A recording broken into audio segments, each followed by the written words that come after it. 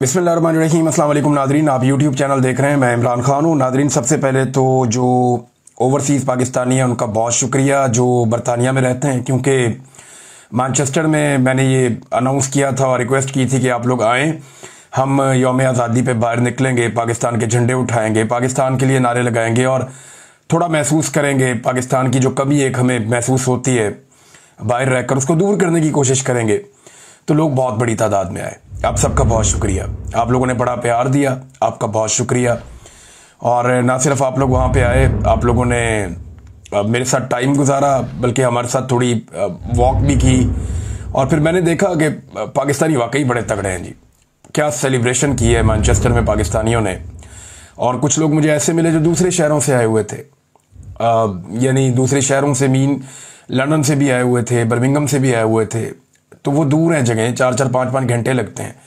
इसके बावजूद लोग पहुंचे हैं, तो आप सबका स्पेशली बहुत शुक्रिया। हम लोग पाकिस्तान को बहुत मिस करते हैं, पाकिस्तान से दूर रहकर।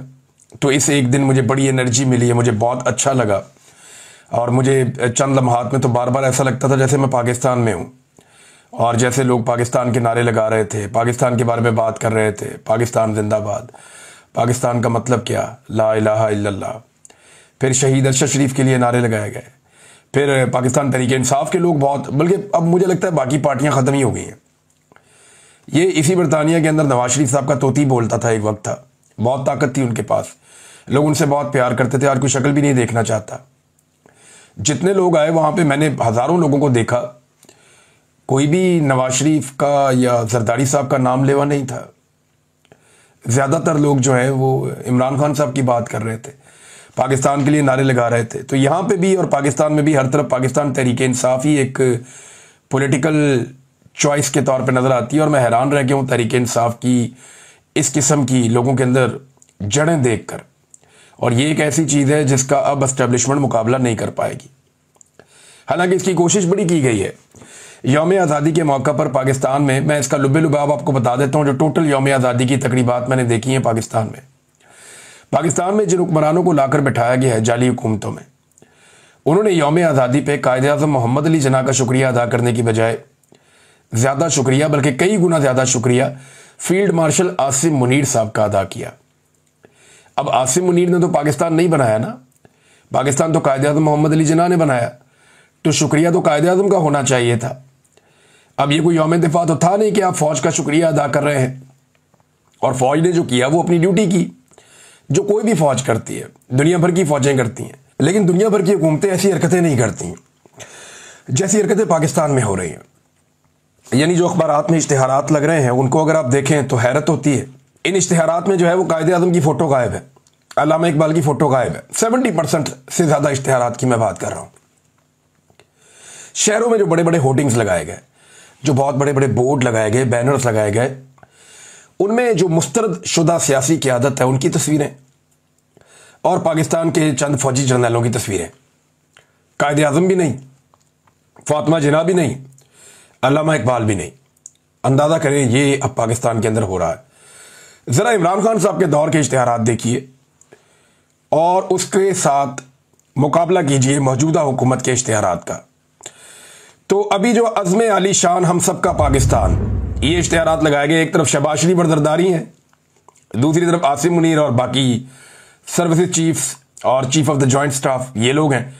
नीचे अवाम बनाए हुए हैं और तैयारे उड़ाए हुए हैं, बल्कि इस किस्म का है ये।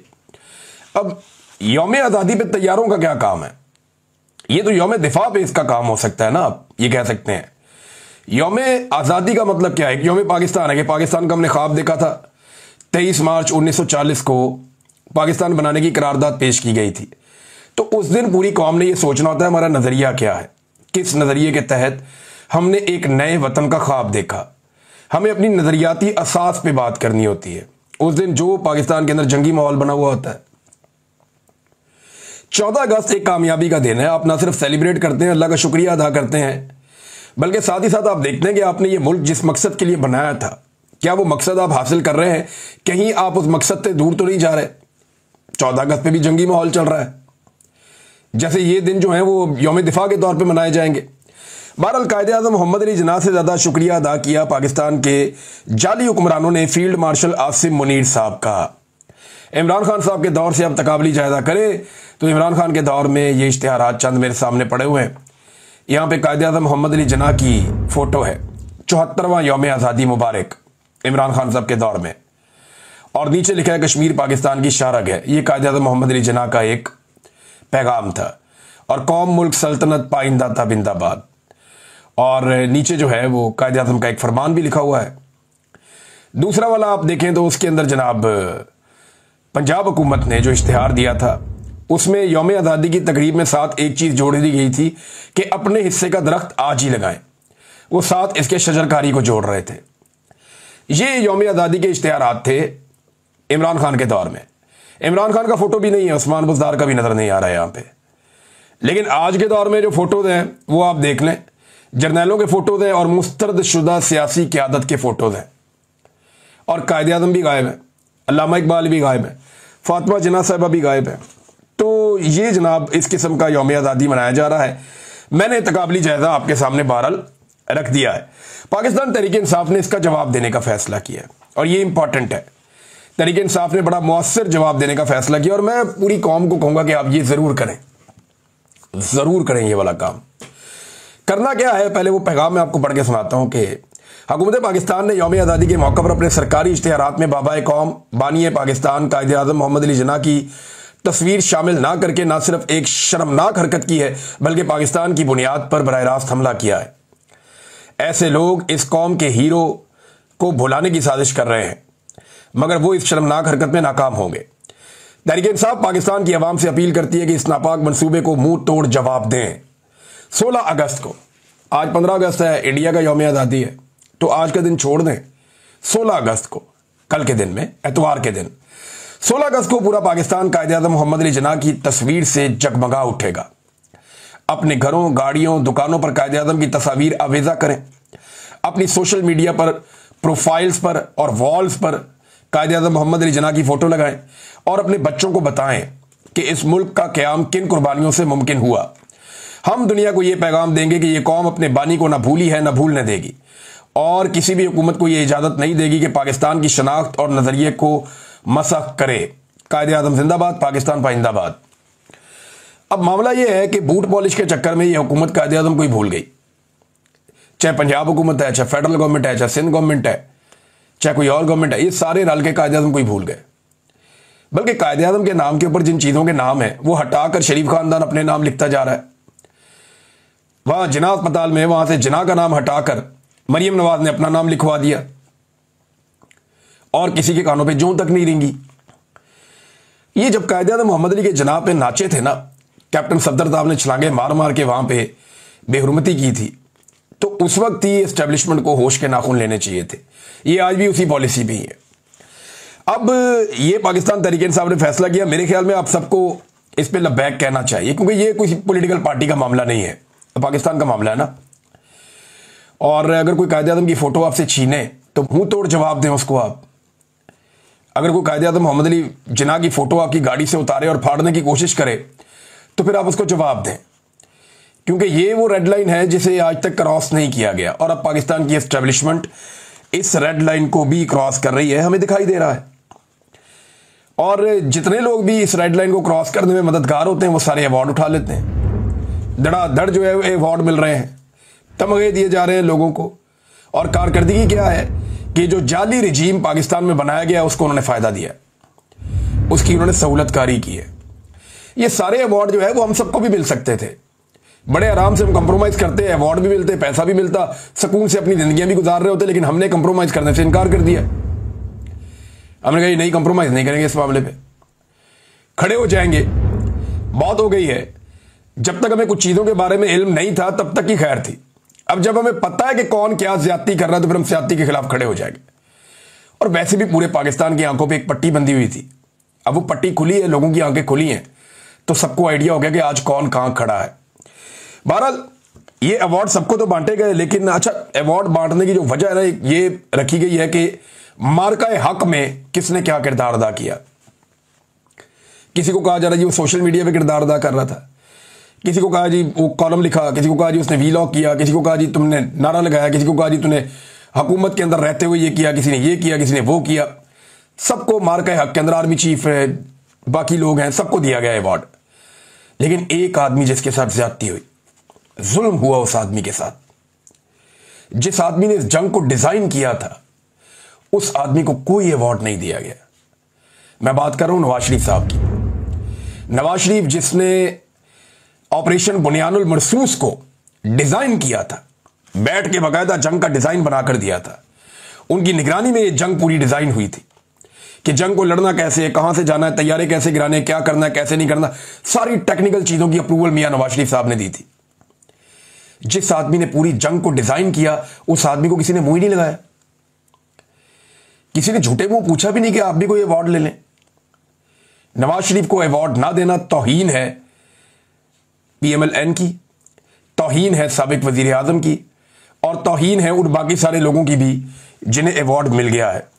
तो मैं दुख की इस घड़ी में और ज्यादती के इस माहौल में मियां नवाज शरीफ साहब के साथ खड़ा हूं।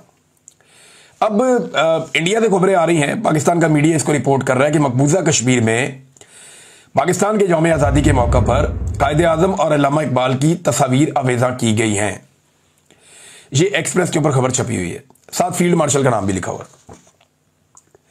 लेकिन सवाल यह पैदा होता है कि मकबूजा कश्मीर में कायदे आजम की और अल्लामा इकबाल की फोटोज लगा दी गई, तो पाकिस्तान में जो हुकूमत है जिनकी वजह से ये मुल्क बना है, उस मुल्क के अंदर जो है वो कायदे आजम की और अल्लामा इकबाल की फोटो लगाना कोई जुर्म था या नहीं लगाई गई?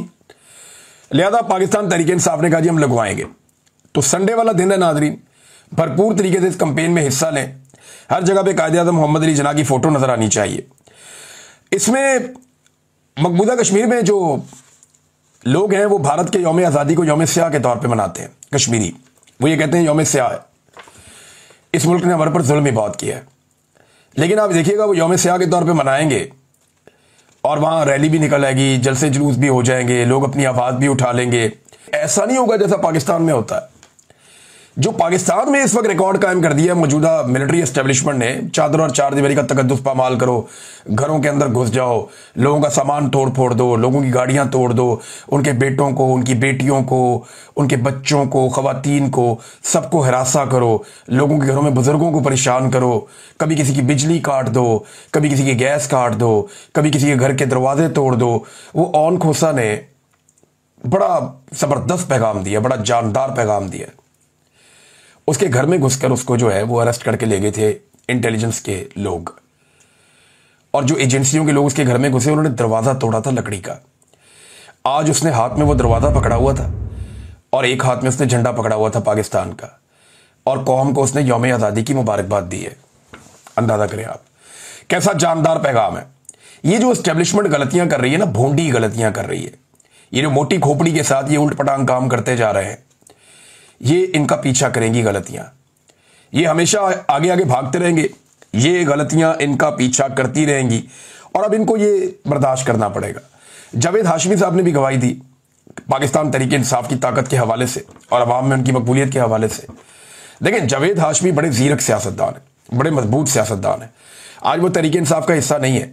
जिस वक्त इमरान खान साहब के एस्टेब्लिशमेंट से ताल्लुकात बेहतर हो रहे थे, उस वक्त वो इमरान खान साहब को छोड़कर गए थे और वो एंटी एस्टेब्लिशमेंट है। उन्हें इमरान खान से हमदर्दी नहीं है, लेकिन वो जो बात कर रहे हैं ये वो न्यूट्रल बात कर रहे हैं। और जावेद हाशमी जैसा आदमी जो है वो अगर अवाम की पल्स को नहीं जानेगा तो कौन जानेगा, जिसने सारी जिंदगी अवामी पॉलिटिक्स की है। जावेद हाशमी कहते हैं कि आज का मौजू ज़ेरे बहस ये है कि कहा जा रहा है कि तहरीक इंसाफ के लोग नहीं निकले, मगर हकीकत इसके बरक्स है। मेरे गांव में एजेंसियों और पुलिस ने कोई होटल, पेट्रोल पंप या अवामी जगह नहीं छोड़ी जहां छापे ना मारे हों। इस सब के बावजूद पूरा शहर इमरान खान के लिए निकला। मेरे घर के बाहर भारी नफरी खड़ी थी, मुलाजमीन को उठाकर ले गए, माफिया मांग कर वो वापस आए और फिर उन्हीं पर पर्चा दे दिया। अवाम ने खौफ के बुत तोड़ दिए। नौजवान जिन्हें हर कदम पर पर्चे और गिरफ्तारियां नजर आ रही थी, फिर भी इमरान खान के लिए निकले। पूरे मुल्क ने एस्टेब्लिशमेंट को मुस्तरद कर दिया है। सेंसरशिप और पाबंदियों के बायस दिखाना तो रोक सकते हैं, मगर अवाम के दिल की सच्चाई यही है। लेकिन जावेद हाशमी बात ठीक कर रहे हैं। पाकिस्तान की एस्टेब्लिशमेंट के मुकाबले में एक बहुत बड़ी ताकत खड़ी हो गई है और वो है अवाम की ताकत। अब एस्टेब्लिशमेंट इस ताकत से लड़ नहीं सकती, वो सिर्फ मैनेज कर सकती है, वक्त गुजार सकती है, और वो सिर्फ अभी तक वक्त ही गुजार रहे हैं और कुछ उनके बस में है भी नहीं और कुछ वो मेरे ख्याल में अब कर भी नहीं पाएंगे। हालात ये हो गए नून लीग के नून लीग का लाहौर में एक और जलसा हो रहा था, ज़हीम लगारी साहब फिर पहुंच गए वहां पे। उन्होंने जाके लोगों के वहां पे इंटरव्यूज किए, तो लोगों ने उन्हें बताया जनाब हम तो बिरयानी खाने के लिए आए हुए हैं, और अपने मुंह से वो कहते जी बिरयानी हम इनकी खाएंगे, वोट हम इमरान खान को डालेंगे। बहुत सारे लोगों ने कहा जी हलफ लेके हम आपको बता देते हैं कि यहां लोगों को पैसे देकर लाया गया इस जलसे में, हम बिरयानी भी खाएंगे, इनसे पैसे भी लेंगे, लेकिन वोट हमने इमरान खान को डालना है। और वहां पे खड़े हुए लोगों ने नून लीग के जलसे में इमरान खान के भरपूर नारे लगा दिए और कहा कि हम तो इनका तमाशा देखने आए हैं, वोट इमरान खान का और बिरयानी नून लीग की। ये अब आप अंदाजा करें, ये ज़हीम लगारी साहब का कारनामा है। वो नून लीग जहां कोई जलसा करती है, प्रोग्राम करती है, वहां घुस जाते हैं, लोगों से पूछते हैं कि तुम नून लीग के जलसे में आए हो, लोग जो हैं वो पोल खोल देते हैं। अब ये जो है एक आदमी को आपने जब इतना टॉर्चर किया, इतनी ज्यादती की उसके साथ, तो फिर वो आदमी आपको बताएगा कि जर्नलिज्म के जरिए से, अपने काम के जरिए से वो आपको कैसे जवाब दे सकता है। नाज़रीन, कुछ डाउट्स हैं जिन्होंने ये दावे किए थे कि 14 अगस्त 2025 को पाकिस्तान ने कुछ इलाके फतह किए हुए भारत के, ये ऑपरेशन बुनियानुल मरसूस में पाकिस्तान ने कुछ इलाके फतह कर लिए हैं भारत के, और जो इलाके पाकिस्तान ने भारत के फतह किए हैं उन इलाकों का नक्शा पाकिस्तान जारी करेगा। 14 अगस्त 2025 को यह दावा किया गया था, कोई नक्शा जारी नहीं हुआ। तो मेरी गुजारिश है पाकिस्तान की मिलिट्री एस्टेब्लिशमेंट से कि इन टाउट्स को या तो आप खबर ठीक दिया करें, फिर इनकी बाद में बेइज्जती होती है, और अगर ये खबर ठीक है तो बराए मेहरबानी नक्शा जारी करें नए मफतूहा इलाकों का जो आपने फतह किए हैं, ताकि हम आपका शुक्रिया भी अदा करें और आपको मुबारकबाद भी पेश करें। एक और नाज़रीन वीडियो सोशल मीडिया पे गर्दिश कर रही है, मुझे तकलीफ हुई वो देखकर। नवाज शरीफ साहब का एक बहुत बड़ा बोर्ड लगा हुआ है, लोग अपने जूते उतार उतार के मार रहे हैं, बहुत बड़ा रश है लोगों का नीचे, और लोग अपने जूते उतार उतार के उनके पोस्टर पे मार रहे हैं। ये मुझे बुरा लगा, ये अच्छी बात नहीं है। लेकिन मियां नवाज शरीफ साहब को सोचना चाहिए कि उन्हें यहां तक किसने पहुंचाया। अपने आसपास नजर दौड़ाएं और देखें, और अपने फैसलों के बारे में सोचें कि उन्होंने कमजोर फैसले किए, अवाम को छोड़ दिया और अवाम ने उन्हें छोड़ दिया। उन्होंने कंप्रोमाइज किया, अपना मौक़िफ़ बदल लिया, और अवाम ने भी अपनी आंखें बदल ली। आज लोग इमरान खान के साथ खड़े हैं और नवाज शरीफ साहब के पोस्टर के साथ क्या हो रहा है ये अफसोसनाक है। तो नवाज शरीफ साहब को अपने रवैये पे और अपनी पॉलिसी पे जितनी जल्दी हो उतनी जल्दी नजरसानी जरूर करनी चाहिए। नाज़रीन, जश्न आज़ादी का दिन तो है, लेकिन बलूच बहन भाइयों के हवाले से उनकी तकालीफ अभी तक कम नहीं हो रही, और ये बड़ी तकलीफ की बात है जो चीज़ें वो बर्दाश्त कर रहे हैं। यानी इसमें एक तो इस्लामाबाद में बैठे हुए उनको 1 महीना हो गया कि हमारे जो जबरी तौर पे लापता अफराद हैं वो हमें वापस किए जाएं, उन्हें अदालतों में पेश किया जाए, और ये जुल्म और जबर का सिलसिला बंद किया जाए। अब इसी शहर में जहां पे आगे वो बैठे हुए हैं, एक सुप्रीम कोर्ट का चीफ जस्टिस है, 1 महीना हो गया इनको नहीं सुना गया। एक हाई कोर्ट का चीफ जस्टिस है, उसे इस बात की जल्दी है कि इन्हें यहां से उठाओ, इन्हें नहीं सुना गया। एक वजीर आजम भी यहां रहता है, इन्हें नहीं सुना गया। एक सदर पाकिस्तान भी यहां रहता है, इन्हें नहीं सुना गया। एक वजीर दाखिला भी है, इन्हें नहीं सुना गया। कितनी सख्त ज्यादती हो रही है इन माओ बहनों के साथ, जो इस शदीद मौसम के अंदर इस्लामाबाद में आकर 1 महीने से एहतजाज कर रहे हैं और कोई इनकी आवाज़ सुनने के लिए तैयार नहीं है। कितनी बड़ी ज्यादती है, कितना बड़ा जुल्म है। इस पे नाज़रीन कुछ और खबरें हैं। कोयटा के इलाके अफनान टाउन से एक यूनिवर्सिटी के असिस्टेंट प्रोफेसर डॉक्टर उस्मान काजी और उनके छोटे भाई जबरान अहमद को मुबैना तौर पे जबरी तौर पे लापता कर दिया गया। दोनों भाई जिला केज के इलाके नासराबाद के रिहायशी हैं। अब प्रोफेसर वहां पे लापता हो रहे हैं जबरी तौर पे। हालांकि हुकूमत का यह दावा है कि जो नया कानून हम लेकर आए हैं उसमें सिर्फ दहशतगर्दों को 3 महीने के लिए बगैर सबूत के गिरफ्तार किया जा सकेगा। यानी शक है ना कि ये दहशतगर्द है, तो दहशतगर्दी का पर्चा तो मेरे पे भी हुआ है, इमरान खान पे भी हुए हैं, आधी पीटीआई के ऊपर दहशतगर्दी के पर्चे हुए हैं। हुकूमत जिसको नापसंद करती है उस पर दहशतगर्दी का पर्चा दे देती है। तो ये तो जब चाहेंगे, जैसे चाहेंगे, सिक्योरिटी फोर्सेज उठा के 3 महीने के लिए गायब कर देंगे और किसी को जवाबदेह भी नहीं होंगे।